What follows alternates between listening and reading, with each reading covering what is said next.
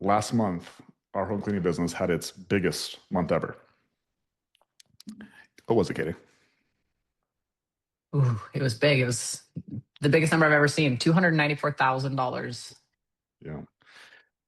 Yeah. Yeah. But by this month, that business I thought was going to zero.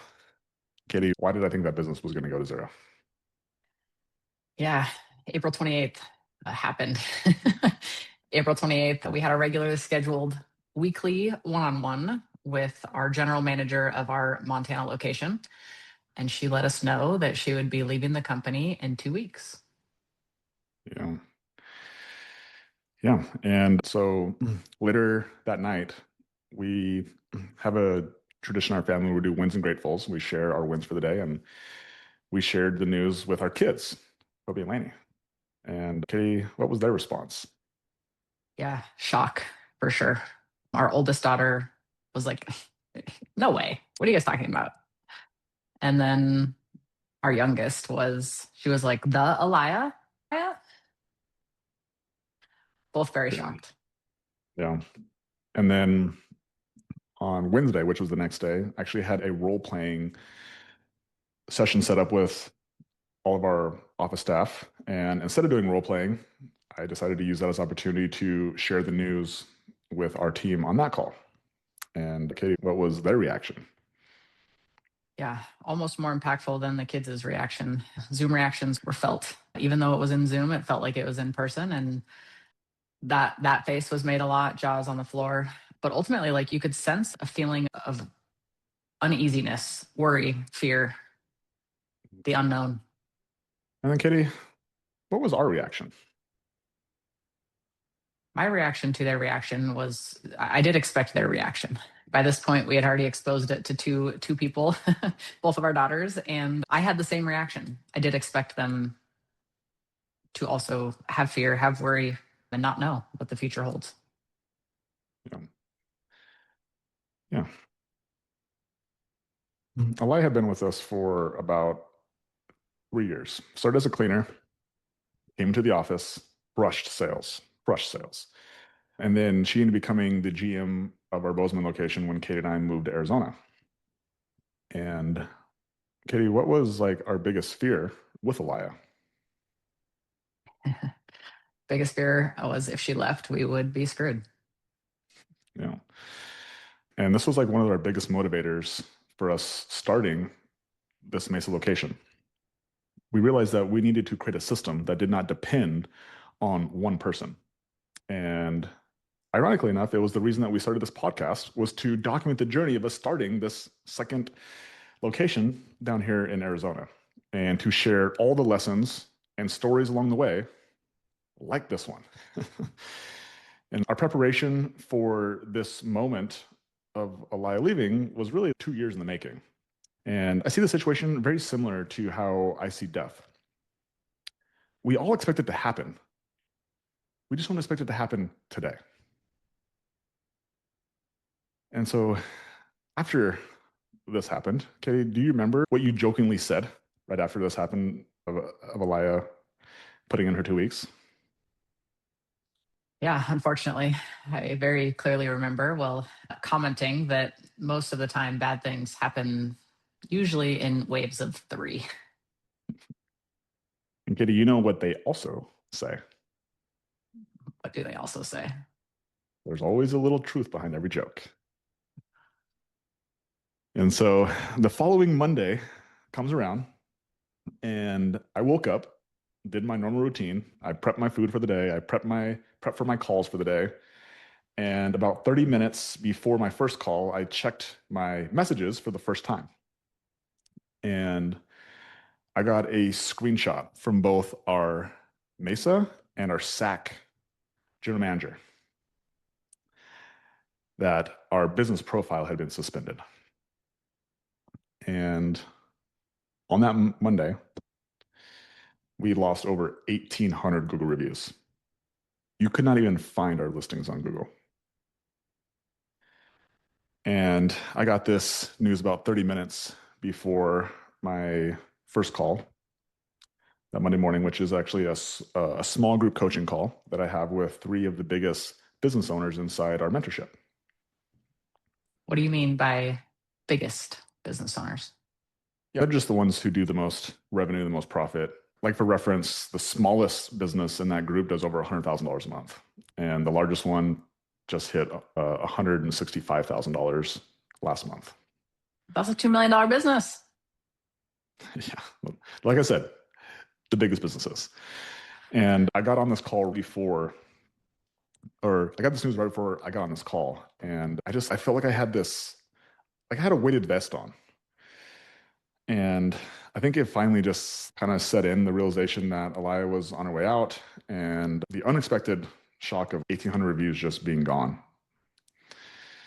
And I just had to keep reminding myself to stop feeling sorry for myself, focus on solutions, focus on serving. And after all my Monday calls were done, I finally had an opportunity to take action and start to solve some of these problems. And so I got working on the Google reviews. And just for reference, to this point, our Bozeman and Sac locations still have no Google reviews, still no listing. We did get our Mesa reviews back, so we're making progress. So that has been nice. But yeah, and then Katie, what were you working on after those calls on Monday? Yeah, I had a meeting with our office assistant in the Bozeman location. Yeah. And what was that meeting about? Yeah, it was about her stepping into the role of the GM and taking the opportunity to become the general manager and own the Montana location. Yeah. And how'd the meeting go? Like, It was awesome. She was excited, nervous, but ultimately ready for the opportunity. yeah. And so once Katie told me that, I just was like, okay, this is what we've been preparing for. We've been preparing for this moment. Make sure we always have a number two. And so the weight began to lift a little bit. And then the following Monday came around. Elia had only 2 more days left before she was gone. And I did my normal Monday morning routine, prep my food, prep for my calls, check my messages about 30 minutes before my first call, and nothing. I was like, okay, this is good. This is good. And then we did this call, this Road to a Million call. After the call, I went straight to the gym. And then when I came back home, I checked my messages to close out the day, and my heart sank because our office assistant, the same girl who Katie had a call with the week before, said that she was excited to take over the position. She sent us a message where she was putting in her 2 weeks. And that message I did not expect, nor was I prepared for. And the realization that our two office people in Bozeman were leaving. One tomorrow and the other in 2 weeks, with no one in line to replace them. And it's not just as simple as Katie and I going and replacing them. Like, we don't even live in Montana. And so that Monday night, I did not sleep very well. Tuesday night, not much better. And Wednesday morning, it was a challenge, but I had to continue to remind myself, just stick to the plan. Did not want to stick to the plan, but I just stick to the plan, Logan. And so I did my regular routine, prep my food, prep for my calls, check my messages 30 minutes before my first call. And another unexpected message. And this time from our office assistant in our Sacramento location. And he asked if we could meet today. Oh, the urgency. What do you guys think he wanted to meet about? One, two, this would be number three. Oh, shoot. No, it's actually number four because the Google reviews. Yeah. And he quit with a 2 days notice. And within 12 days, we lost 3 office staff. And I was just sitting there feeling like, I was like, I bet this is like kids who get given up for adoption. This is what they feel like. No matter what people say, the nice words like doesn't erase the pain of being left. And it was one of the most humbling days that I've ever had. I realized that it took 5 years to get this business to grow and how quickly it can all go away. And just to add to these already like heavy feelings, the most important person in my life was gone. Katie, where were you during all of this? In Japan. Yeah. And how long have you been in Japan for at this point? At this point, I was spending my 5th day chasing dandelions in Japan. And when were you scheduled to get back? I had 8 additional days planned of adventure. Yeah. And so I was feeling very alone. I was feeling I was taking all this by myself. I didn't even have the one person who I could count on wasn't there at this very moment. And yeah, I got one more unexpected message that day. This whole bad wave, three things happening, just totally got blown out of the water. And so while I did a decent job of staying in control of my emotions up to this point, this last message, it got me. It got me. It broke me down. It, and it was actually from Katie. And it was like at my lowest point where it felt like everyone was leaving that Katie showed her commitment and she showed up for not just me, but for the people who were in the business. And she made a sacrifice that I think very few people would have actually made. And again, just for a little context, Katie, how long have you had this trip planned for? Yeah, 1 year. Yeah, and I don't even know this, so I'm actually genuinely curious. Like, how much did it actually cost? Yeah, I don't even want to tell you, but I don't even want to know. it was like almost $10,000. Oh, nice. Good to know. And how much did it cost for you to even change your flight so you actually could come home? Yeah, it was an additional $1,000 for me to rebook the flight to today. Yeah. And just out of curiosity, like, why? Why did you decide to move your flight up? Yeah, lots of different reasons ended up making the ultimate decision, but the questions that I framed for myself to make the decision through were, if I stayed, what message would that send the team? And then if I were to come home, what message would that send the team? And if any of you know my track record and any of you know my history of being the savior, I love to feel needed, learning to feel wanted rather than needed. So this decision was not an easy one to make. I could have argued either way, but I was honestly kindly reminded by my best friend that I was in Japan with that a sacrifice today can plant a seed to sow something so much bigger that you don't even know could grow yet. And she said, I support you and your desire to win no matter what. So I ultimately made the decision to come home. Up to that point in my travels, I had only a few handful of conversations from Logan, from you, a few messages from you. All of them were logistical questions. One was, how do we get the Google reviews back? Do you have these documents that I can submit? Oh, also, I hired another coach. He's going to help us get sales together. And then I had a logistical question, just letting him know that one of our tenants was a month and a half behind on rent. So I was going to file for an eviction. And after I learned the news of our last office assistant giving notice, I just asked him if he could hop on a call. Just really quick. Time changes weren't the greatest. So it was between the end of his day and his gym time. And if anybody, all of you know how sacred Logan's gym time is to him. So he turned me down. He said, no, I can't do it today, but tomorrow works. And that last message of him telling me no solidified how important the ability to be able to communicate with not only my support system and Logan, but the entire team during this wartime. It was just a no brainer.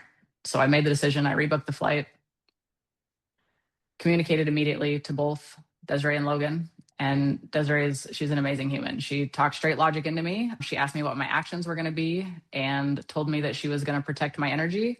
She wasn't going to tell our entire group of travelers until I actually parted ways from them. So I didn't have to hear the, oh, I'm so sorry. I hope everything's okay. And I left 2 hours later. That's you guys, yeah, like you, Katie, like you're the type of person that like that's the kind of person you want in your life. And then having a friend like Desiree is like also another person that you want in your life. Like the people who will tell you the real, tell you the truth, and do the hard things. And I think actually, like in Desiree's situation, like she sacrificed like her, like the rest of her trip was sacrificed because you were gone, and but she actually sacrificed her trip to for your best interests. And I thought that was also something that allowed you to do the same thing. And I think that is why like being around people who are actually service-based people who when they are gone, life is better, not worse. Is there between a service-based leader versus a selfish leader? That's awesome. And then speaking of logistics, now I'm sure everyone else is wondering, what was the plane flight? How long was the plane flight from Japan? Yeah, I spent 14 hours in the air. And just what did you do on the plane flight back? Did you sleep? Did you work? What were you doing? I wanted to sleep so bad, but I did not sleep very well. I rethought how our company was working. And ultimately, everything that got us to the $3 million mark, I knew had to change in order to get over that $3 million mark and eventually meet the $10 million mark. So we started this business with one location in Montana. We started a second location in Arizona, and then we bought a third location in California. And to this point, everything that was working, I knew needed to change. We needed to stop running our businesses by location and start running it entirely differently. Yeah, guys. I think it just kept on like reminding me of what got us here is not going to get us next level. And being thinking about going from 0 to 20K, like it takes a totally different mindset to go to 20 to 40K. And to go from 40 to 60K is a totally different mindset. And a totally different mindset to go from 60 to 3K. And the only thing that we should expect is that it's going to change. And we have to realize the power of committing to change and to committing to things being different. Yeah. Speaking of commitment, I think it would be useful, Logan, to share your thoughts on committing. You have helped 9 people in the home cleaning mentorship go from $0 in revenue to over $83,000 a month in the last year. You've helped 8 different people go from 0 to $60,000 a month. You've helped an additional 8 people in the home cleaning mentorship to go from 0 to $40,000 a month. And an additional 7 people have gone from 0 to $20,000 a month. Yeah. I would say I think you have a way of getting people to commit. So I'm going to ask you to rank some of the most common questions we get asked on how we actually grow $1 million cleaning business. Let's do it. Let's do it. I think you said it well. It's commitment. I did not do anything outside of just help people have clarity to commit. And so if I can help provide clarity, I think that's what I do. I can't help somebody commit. I can't help somebody actually do the work, but I can help provide clarity. So is that fair? Yes, we all love clarity. Okay, perfect. Cool. Cool. I Okay, want you how to are we gonna do answer the this? following questions on a scale. Okay. So S, A, B, or C, or D, maybe. We'll see if anything lands in the D category, in the D tier. Cool. Cool. So has anybody seen? What is S tier? What's S tiers? Yeah, great question. If anybody's seen any of the reels where people rank things that are common on social media right now, this is where the ranking is coming from. So the S tier stands for superior. It originated from Japanese arcade game grading systems, actually. So it sits at the top of their list. So it's like an A plus, if you think, in English grading. So S is superior. And then A, B, C, and D is the typical structure for Americans. Okay, cool. I'm glad you learned something in Japan here. So let's do this thing. All right. So, first ranking, we're going to figure out what the best business to commit to, starting from $0 and can reach $1 million in revenue within 2 years of operations. Okay. So, the first business you're going to rank is a micro gym business. So, what the heck is a micro gym? It's think CrossFit, Fit Body Boot Camp, 9 round, those types of gyms. Okay. Yeah, I'm gonna rank this a C tier, and I can speak from experience that I started a micro gym back in 2014. And the reason I started this I actually was a trainer first, and then I started a little micro gym like this. And so the reason why it's a C tier on the goal of trying to get to $1 million within 2 years is that it's very cost heavy. Just to get started, you got to have a space, which means you got to have a lease. You got to find a space to rent. And I can remember when I tried to find my first spot, I was looking at a place about $1,000 a month, and I was very lucky that I couldn't find anything about $1,000 a month because I couldn't afford that because that's an expense that stays no matter what. And then on top of that, you had to get equipment. And so I specifically designed my training style at the time to be as bare bones as possible. So I have to like invest a ton into equipment. But equipment alone it's so expensive. You guys walk into what I'll call regular gyms now, like commercial gyms, like there's millions of dollars in equipment. And yeah, so equipment is a big expense. And so you have these big costs up front before you even before you even start. And so that's why this business is tough. And specifically the idea behind this model is that you have recurring client revenue, right? You have people who sign for gym memberships and they go on recurring. But the reality is that reoccurring in a micro gym business is just they're not as reoccurring as you think they would be. And that all comes down to the value proposition and what people are actually signing up for. So I like to use Alex's value equation. And so he talks about the dream outcome. So the dream outcome of a client who signs up for a micro gym is they want to look amazing. That is great. Looking amazing, it has a lot of benefits of life that people will pay a lot of money for. So dream outcome, good.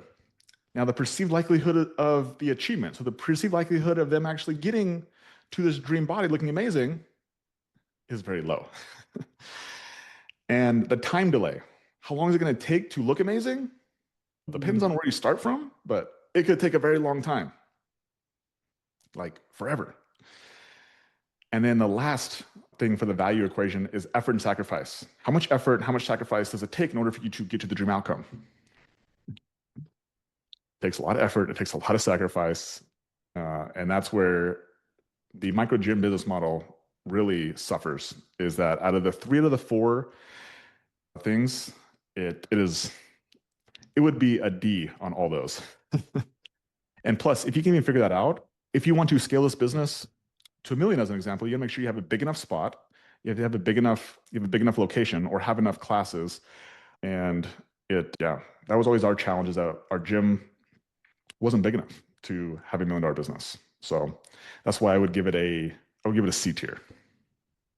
Okay, micro gym business, C. Let's not start one of those. Ranking number 2, passive income real estate. Yeah.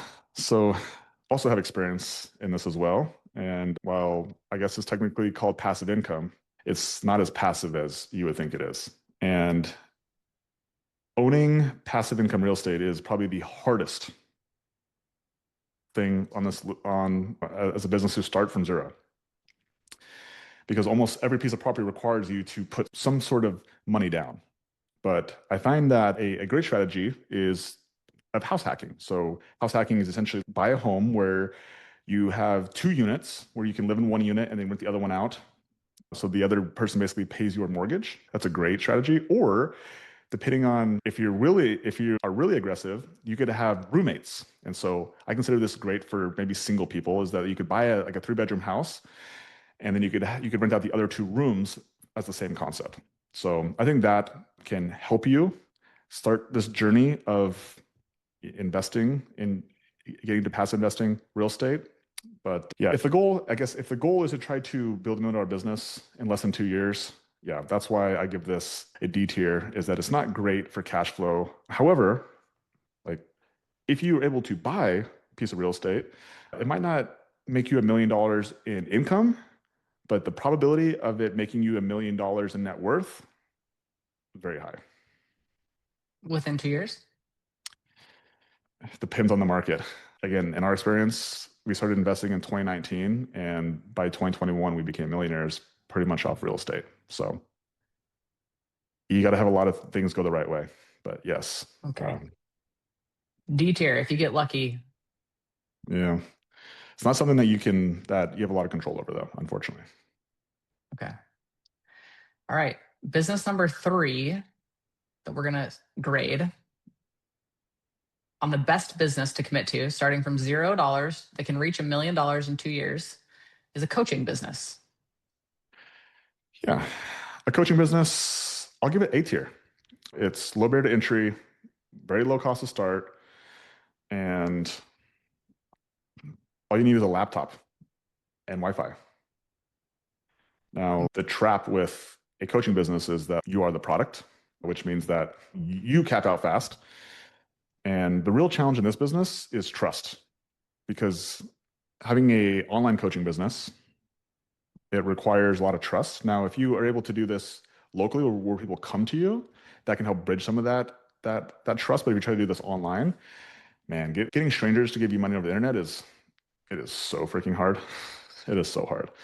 And so really building an audience and building trust with that audience is an ongoing battle that you'll do your entire life. And so just for reference, we probably spent over a year building an audience before we ever extracted any money from anybody in our coaching world, because we just don't have the trust. And I think most people underestimate how hard it is actually to do that business. But if you can do it, if you have the authority and you have this, and if you have the ability to solve those problems, like it's an A business for sure. It's Cool. definitely the highest margin business if you can crack the trust problem. But you So, are the product. but you are still the product. Yeah, you are still the Okay. product. It's a great business to make money, but it's not a great business to scale. Okay. But if the goal is to make $1 million, good business. A tier. A tier. All right. Last and final business, the home cleaning business. Where do you rank the home cleaning business on a scale of S, A, B, C, D to make $1 million potentially in the first 2 years of Yeah. business? So I'm a little biased on this one, but I'm going to say S tier. I think it's really one of the best opportunities right now in the marketplace. It's low barrier to entry, low cost to start. The quantity of competition is very high in all markets, but the quality of competition is very low in all markets, which means that you can start a business today and you can become a market leader in a very short period of time. And so if you actually have the courage to actually implement systems, you have the humility to learn skills and the self-control to follow those said systems, like we have proof inside our community that you can literally grow $1 million home cleaning business in less than 2 years. Like it has been documented over and over again now. And so I think it's an S tier business. That's why we continue to start more businesses and acquire more of these, because like I really think it's a great opportunity. Okay. We've nailed the best business to commit to. So we've settled the debate. If anybody was questioning, the best business to commit to is a home cleaning business. So now Yeah. that we've uncovered the secret business, the home cleaning business, let's grade some other things. So, what type of home cleaning business should someone commit to starting? Okay. How would you grade the franchise model for a home cleaning business? Yeah. So this is good. So I'm gonna say B tier. And so a couple years ago, I actually just wanted to investigate what it would look like to start a franchise. And so I went through the process of one of the big franchises, went through the process, got an understanding of what it would cost to buy a territory and the startup costs and all the things that were provided along the way. And a franchise, you're getting a proven system, a product that has been proven amongst other franchisees to actually work. And you're also buying a brand. And I think that a lot of people don't give enough credit to brand, especially in a consumer marketplace. Like consumers, they love the shortcut, and the brand is the shortcut, right? And so a franchise provides lower risk, but it also has a little bit of a lower upside. And so The problems with a franchise is that the investment up front is very heavy. Like when I was on these calls, I was getting quotes between the lowest quote I got was like $75,000, but like the one of the biggest ones I got was $125,000 just to start, like just to like from zero. And man, like the margins in this business, we run about 20% margins. It would take you probably 2 or 3 years of pure profit just to pay it back. And that doesn't include the 5% or 6%, depending on the franchisee, royalty fee that they take off your revenue, not your profit, off your revenue every single month. And so I think a franchise model, I think the idea of it is great because you're getting a proven system. I just think that it long term, it has a lot of your upside is just lower because of the royalty and your upfront investment. So Okay, B tier. Franchise model is a B tier. How would you grade a solo cleaner model? the solo cleaner model, if I'm gonna grade the solo cleaner model a C tier. And so I will say that it's the lowest barrier to entry on the list. You just need a vacuum. And if you're willing to just respond to some Facebook posts or make a Facebook post, like you can be in business. That's the fastest path to your first dollar. The trap is like you are the business, which means that really you don't have a business, you have a job. And so it's really good for someone who just needs cash. They're like, I'm in a pinch, I need to go make money. It's great. But if the goal, like we said earlier, is to have $1 million business, you'll never become $1 million business as a solo cleaner. Solo cleaner model, C tier. Fast cash now, but won't make it to 1 million. Understood. Never. All right, last model that we're going to grade here for the type of cleaning business someone should commit to, the $1 million home cleaning model. Yeah. Yeah. So I think that this is the model. If we're going to get into a home cleaning business, we got to make it the goal be 1 million. And with that being said, S tier, the best. The fact that you can start a home cleaning business from zero and get it to 1 million and it'll kick off $200,000 in profit and you can have other people operate your business while that happens, I think that is the model. And the secret to those 9 businesses you talked about earlier, who are inside our mentorship, who started at zero, who are now at over the $83,000 a month mark, they're all using this model, right? It has the highest upside, but it's also the hardest to build. And it requires the person who owns the business to increase their skill sets. And that means that some of these people were cleaners and they had to learn how to stop cleaning and then how to go into the office and learn how to hire, learn how to sell. And then once they got good at those things, they had to learn how to stop doing those things and then teach somebody else how to hire and to sell. And that's why I love this business is because, that's why this business model, it is S tier, is because if you're willing to learn personal skills and business skills, you have the skills to then build $1 million home cleaning business. I love that. Okay, $1 million home cleaning model is the winner, S tier, followed by franchise model as a B tier, solo cleaner model as a C tier. All right, are you ready to grade some ways to find clients? Like how that, okay, now that we understand the model, we have the home cleaning business, we understand the $1 million model is the best. You ready to grade how we find clients? Let's do it. Okay. So I think it's going to vary a little bit based on if you're fulfilling the cleaning to start, or your revenue mark is. So let's just arbitrarily say if you are below $10,000 a month, I want you to grade the following strategies, okay? Okay. Friends and family members. S, the best. Zero cost. Trust is already there. Valuable service. Your friends will like you more after you clean their home. So S tier. Love that. Cool. How about Facebook groups? Yeah, if you're under 10K, also S tier. I think it's great. It's local, high trust, high intent, doesn't cost you anything. S tier. Okay. How about next door, Angie's List, Home Aglow? C tier. It doesn't cost, you don't need any skills to be able to get on those apps.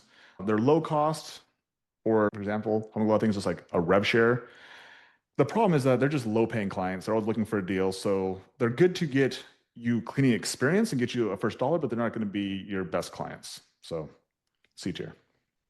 C tier. Okay. How about Facebook ads? Yeah, I think in this scenario under 10K, I'm going to give it a B tier. And that's the only reason why is because Facebook ads take a lot of skill and it takes some learning. And when you're under 10K, you just don't have a lot of time. However, if your goal is to eventually get above 10K, I do think it's worth it to start learning it when you first get started. However, if your goal is not to scale past 10K, then I would actually make Facebook ads probably like an F tier. There's no reason to learn Facebook ads if you don't want to go past $10,000 a month. But if you are below 10 and you want to get to above 10, then I would say it's a B tier. Okay. How about Google LSA? Yeah. So again, this is where it's different. If you're under 10K, I think I would rate Google LSA a C tier. And the only reason why is because if you're under 10K, it means you're probably in the field, it means you're working a lot, which means you don't actually have time to answer the phone. And Google LSA is all about answering the phone and talking to people because if you don't answer, the person is going to call the next business. And as soon as they answer, they will give them money. So that's the only reason I would say C tier if you're under 10K. Okay. And last one for this category, under $10,000. What about Google pay-per-click or PPC? Yeah. PPC for both of them. Whether you're under 10K or above 10K, it's F. There's way too much skill required. I literally hired somebody. I did, I think, 8 sessions where I paid someone to teach me Google PPC, and I couldn't understand it. And also, the ROI was atrocious. It was the cost of lead was so freaking high. The amount of volume was so low, and it was just like all this work, like F tier. Okay. So if you are below $10,000, the superior marketing strategy to acquire new customers would be friends and family members or refer and Mhm. Facebook groups. 100%. Right? Yeah, Okay. exactly. All right, let's go above 10,000. So we're starting to scale, we're starting to pick up traction. Where do friends and family members live now? What tier do Yeah. they live in? Yeah. To scale, C. So I'm not saying that you can't use these people, but you're never going to grow $1 million business with your primary way of getting new clients from friends and family and referrals. But what if I have 10,000 friends? That means you have a good audience. So I would say that you probably have a good social media presence then, which, yeah, then that's great. But most people don't have a big audience. Okay, that's fair. All right, next, Facebook groups. Facebook groups, I would move it to a B tier. It still works. It's just you can't systematize it. You can't scale it. We still use it to some degree, like you and I, Katie, do. But yeah, again, it's not going to be your primary way to get new clients. Okay, so both of those have gone from superior and they've gone down. So let's see what the rest do. How about Nextdoor, Angie's List, Home Glow? Yeah, we don't use these. Yeah, this list of people is very low. You're definitely not going to scale $1 million business using these as your primary resource. So I say Nextdoor, Angie List, and HomeGlow is D tier when you're above $10,000 and your goal is to get to $1 million home cleaning business. Okay, all these have gone down. Which one's going to go up? How about Facebook ads? Yeah, S tier. This is our number one marketing channel. This is the one that you can just increase your ad spend and get more leads. And when you get more leads, you can make more phone calls, make more phone calls, make more sales. You can just add more clients to the schedule. And so if you want to actually scale a home cleaning business, and you want to scale it fast, the goal is to get to 1 million in 2 years. Speed is going to be your friend. Facebook ads is by far the best because it has the most people on it. It has the most eyeballs on it. It's the easiest one to just turn up and also get more people to raise their hand for your cleaning service. Love that. So you can go pay for your friends on Facebook ads. Go pay for friends. Exactly. How about Google LSA? LSA also is S tier. These are the highest intent buyers. You just pay per lead. The only issue I have with Google LSA is that it doesn't always spend all of our money. So that's the only thing is that I can't continue to increase LSA where it will spend all my money. So outside of that, I love LSA. S Okay. tier. And then lastly, Google pay-per-click or PPC. Still an F tier. Still too expensive. Low volume, high lead cost. Okay. So best place to commit to finding new home cleaning clients if you are below 10,000 is friends and family and Facebook groups. And if you are above 10,000, sounds like Google LSA and Facebook ads are both superior tiers. Correct? Yep. Yep. Okay. All right, let's talk about communication. So let's talk about our phone system and how we actually contact these clients. I would Yeah. love for you to rate the communication systems. So, using your personal phone number for home cleaning clients, where would you rank? What tier would you put your personal phone number in? Yeah. D tier. I did this with my gym business back in the day. And yeah, the problem is that you have clients texting your personal number 10 o'clock on a Sunday night. There's just no separation between your life and your business. You can't give your phone to a team member. Take my phone home with me. Yeah, like when you have your personal phone number as the business, like it just screams like solo person all day long. And you're never going to get to $1 million business as being a solopreneur. So D Okay. tier. How about personal phone? Don't use D tier. Google Voice. Yeah, Google Voice, I would give it a C tier. And I actually used this after my personal phone number. I was like, okay, I've started doing this personal phone number. Let me use Google Voice. And so Google Voice, the nice part about Google Voice is it's free. It's a separate number. You can do call forwarding. It has an app, so you can actually still get it on your phone without having to get a whole new phone number. But there's literally bare bones. There's no automation. There's no team features. There's no CRM connection. It's great. It's better than a personal phone, but that's Only about it. one tier. It's only one tier above a personal phone. Okay, that's fair. All right, how about open phone? Yeah, so I consider this like a B tier. So it has at least has a team inbox that anyone can answer, shared visibility. It's clean app, easy to use, it's affordable. Yeah, it's good. It's good. Okay, But B I tier. think, yeah, it's good. And then how about a go high level phone number? Yeah, this is S tier for sure. And so it does everything that Open Phone can do. Plus, it just does everything else. It has automations. It puts people into specific pipelines. So you know who you're texting, whether they're a prospect, whether they're a client, and what client are they? Are they a recurring client? Or they cancel recurring client? Have they booked a quote call or not a quote call? And so just like going high level in itself, its value is that it has so many other things inside the system, along with giving you a phone number, which also allows your team to get in there. Also, go high level allows you to actually send internal messages now, so you can actually communicate to like your team on people's conversations without them actually seeing it. And so this is the platform that really helped us start to scale our businesses when we had one location. That this is the thing that now we use to run our business now that does almost $300,000 a month. So go high level S tier. Okay, so phone numbers: personal phone, D tier; Google Voice, C tier; open phone, B tier; and then go high level, superior. It is the supreme sauce. For sure. Okay, let's talk about payments. So, how do you accept payments from your clients? Please rank cash payments. Yeah, cash. When you're under 10K, you love cash because you're like, I'm not going to claim this. Although you shouldn't say that out loud, guys, because that's illegal and tax evasion will actually put you in jail. But I think that's the idea behind cash is that you don't have to claim it, but I think that's silly. So I think cash is a D tier, but it's where most people start at. And the problem is that you can't track it, you can't automate it, and it doesn't scale. And no paper trail means no proof of revenue, which again in the beginning is fine, but like when you try to show people, like if you're trying to get a loan of any sort, that doesn't help you get a loan. And then also if you're taking cash from clients, it just gets awkward. Do they leave it on the counter? Did they forget about it? Right? You have to go like to the person's house. You have to go knock on their door to go collect it. It just kills professionalism when cash is your primary way of taking payment. Okay, cash. Cash is not king in this scenario. How about Yeah. checks? Yeah, check. C tier. Slightly more professional than cash, but not much. Also, you have to worry about bounce checks. You have to go manually deposit them. The problem is that nobody under 40 writes a check. The other problem is that a lot of our clients are over 40, so they want to write checks. And it just makes it harder for us to get paid. And ultimately, it takes longer. So that's why it's a C tier. Okay, how about Venmo? Venmo, C tier. Slightly better than cash and checks because it's digital. But dude, Venmo is for like splitting dinner with like friends, right? Not running a business. There's no automation, there's no recurring, there's no invoicing. Yeah, great for maybe your first couple clients, but terrible if you're trying to build $1 million home cleaning business. Okay, how about credit card? Credit card, S tier, right? This is the one that scales, right? And this is the one that most people are afraid of because it charges a fee.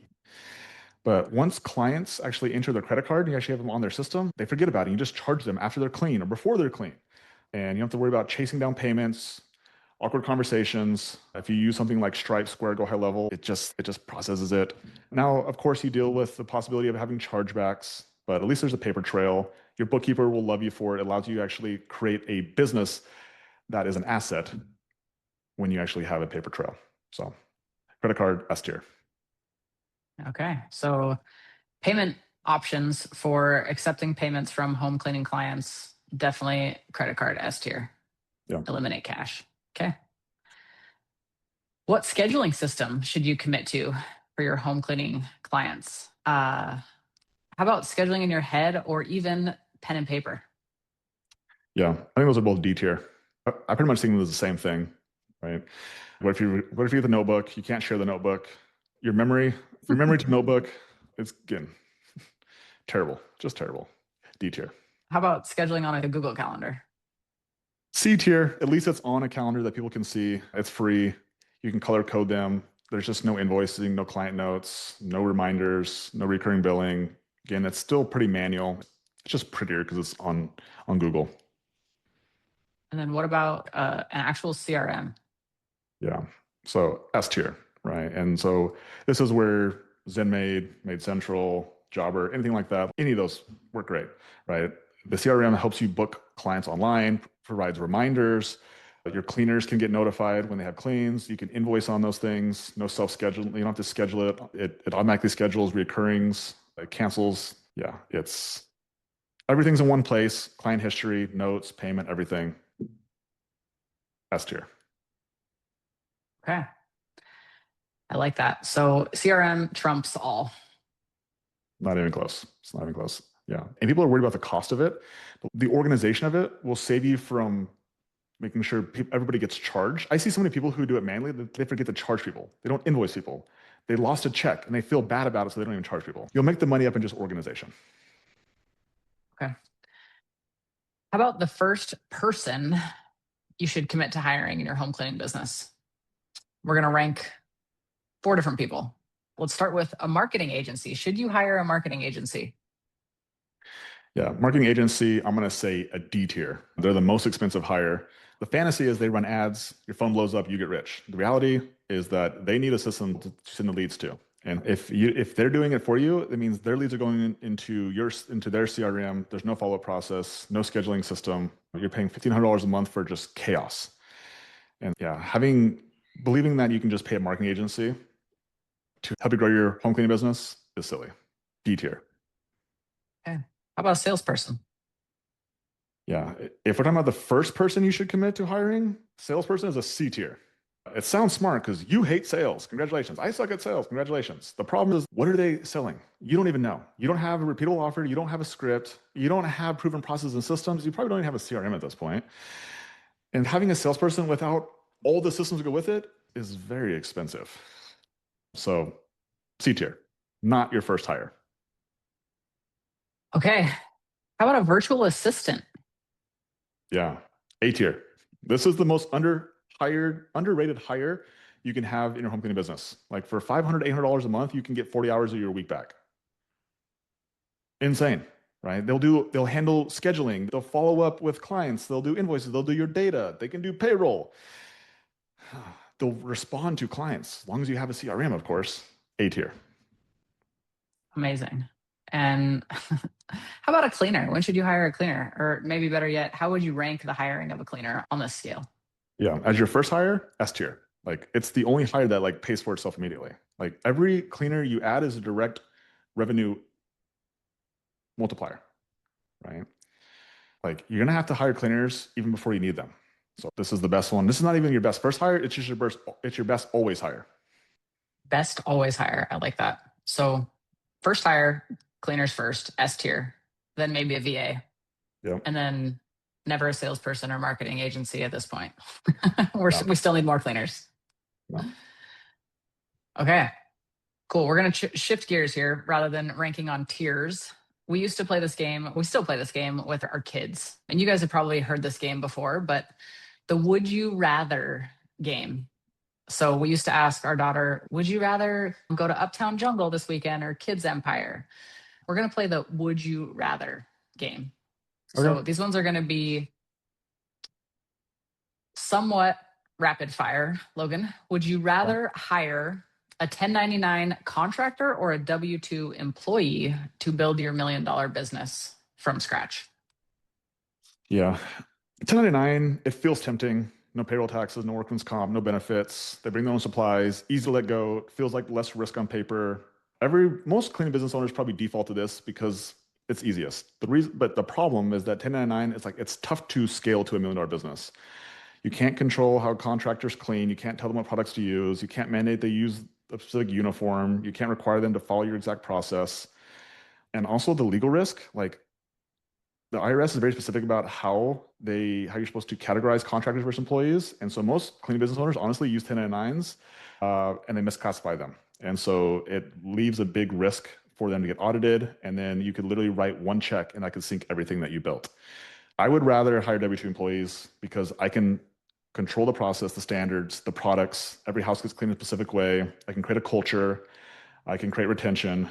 And so ultimately, I'm hiring W-2 employees. I like that. Okay. Would you rather have cleaners use their own cars or provide company vehicles to build your $1 million home cleaning business? Yeah. So again, I think most people think that company cars, it feels like the right move because it looks professional. It's branded. It feels like free marketing. It feels like a real company. You have control over them showing up to cleans. You get to see the brand in your neighborhood. It makes you feel proud, right? But company cars are tough because a car payment is going to be between $500 to $800 a month. And insurance is going to, on a commercial vehicle, $200 to $400 a month. Maintenance, oil changes, tires, $200 a month per car. That's between $900 and $1,400 per car. And if you want to have a $1 million home cleaning business, you're going to have about 10 cars, which means that you have $14,000 a month in just cars. That's Hmm. $168,000 a year that just sits in a driveway, which also means it's like, where are these cars going to sit at? Which means you also have to have an office to actually put all these things at, and big enough offices in the parking to sit these 10 cars at. So that's why I would rather have cleaners use their own cars, right? Instead of paying $1,400 a month per car, I'd rather just pay my cleaners more, which is what we do. And we also have the opportunity to we can do oil changes for them. We can actually give them a gas stipend. We can actually give them like we can pay for their tires if we want to, right? Our cleaners are happier.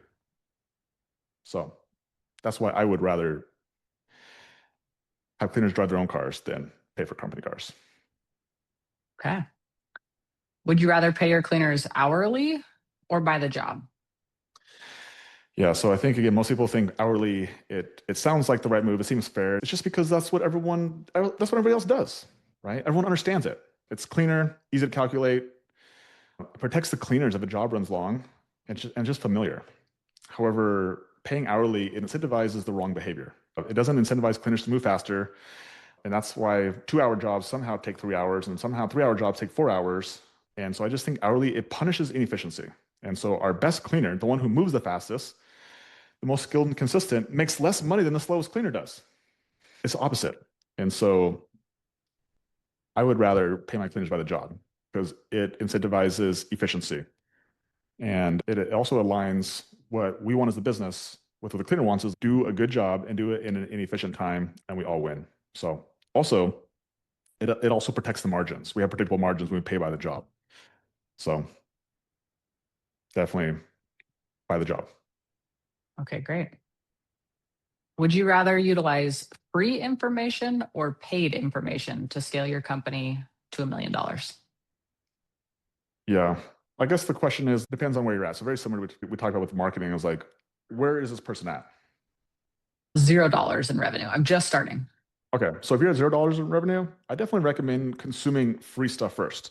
Consume YouTube, podcast, cleaning business groups. Understand what's actually required in order for you to actually start the business and to grow this business into what you see it as becoming. Get clarity on what it looks like. Okay, and you can do that all for free. Okay. And what about somebody who is like truly committed, willing to do whatever it takes to actually start a cleaning business? Yeah, so I'm still going to say free. And this time, though, it's consuming a specific system, right? So you need to go find a system. Okay. Find a system that you're going to follow that you want to eventually invest into. And so I think about it like choosing a college. So the first step is, am I going to go to college? Yes. And then the next step is, where are you going to choose to go to college? And so if we understand that, like in the cleaning business world, there's really only probably two or three like really good systems that have proven to work. Okay. And so for anyone on here who's watching, go find those two or three systems that work and then go get down on all their free stuff.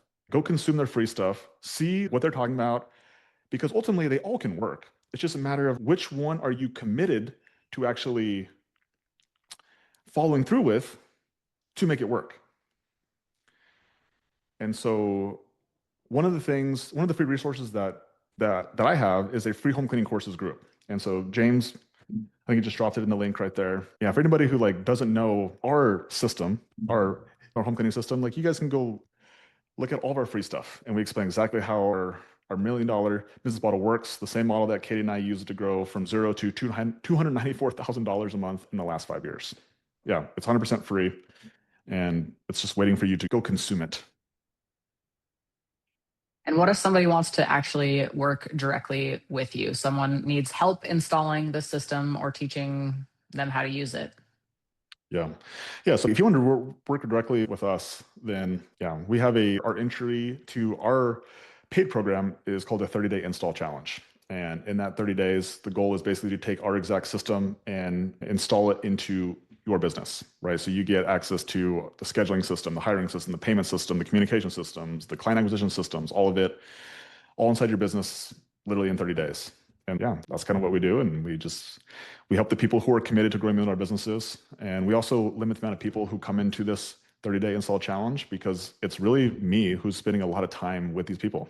And yeah, so I think James just dropped that link in the chat as well. So if you guys are interested in actually doing the 30-day install challenge and you want to actually implement this system that we've been talking about, and you want somebody to help you do it, somebody who has done it, and you also be part of a community of other people who are also doing it. Probably one of the most underappreciated part of the entire program is you're doing it alongside of people who also are doing it, people who actually are on this call today, a lot of people. Yeah, that's what it is. Again, free information, I think is, so back to your question, free information or paid information. I think free information will show you the path, and then paid information is the guide to ensure you actually reach the goal. And by golly, we are the best business to commit to reaching an $83,000 run rate per month in 2 years. S tier, S tier. And S it's not tier. just it's not just us talking. We have so many testimonies. There's people on here. Julia just commented in the group, went from zero to $80,000 a month in 14 months. And there's many other stories inside the group of people who have been in the mentorship for less than 2 years who have built their business over to 83K. A lot of people who get over to 60K, people over 40K. And yeah, so I think the results do the talking. And yeah, so thank you, Katie. That was actually pretty fun. That was fun. We better get back to work then, stacking some more skills. Yeah, back to work. Cool. Well, appreciate you, Katie. Appreciate your commitment to this business, the commitment to this mentorship, to this Road to a Million podcast. Yeah, just appreciate your commitment. I appreciate all you guys also who are along with this journey, whether you're on the podcast or whether you're inside the mentorship. Man, growing a business it's not easy, and you shouldn't expect it to be easy. And you should expect the things that will go wrong, and when they go wrong, your response to it is really what's going to determine when things start going right again. So happy Monday, guys. Have a wonderful rest of your Memorial Day, and we'll see you guys again next week. Bye bye. Bye, guys.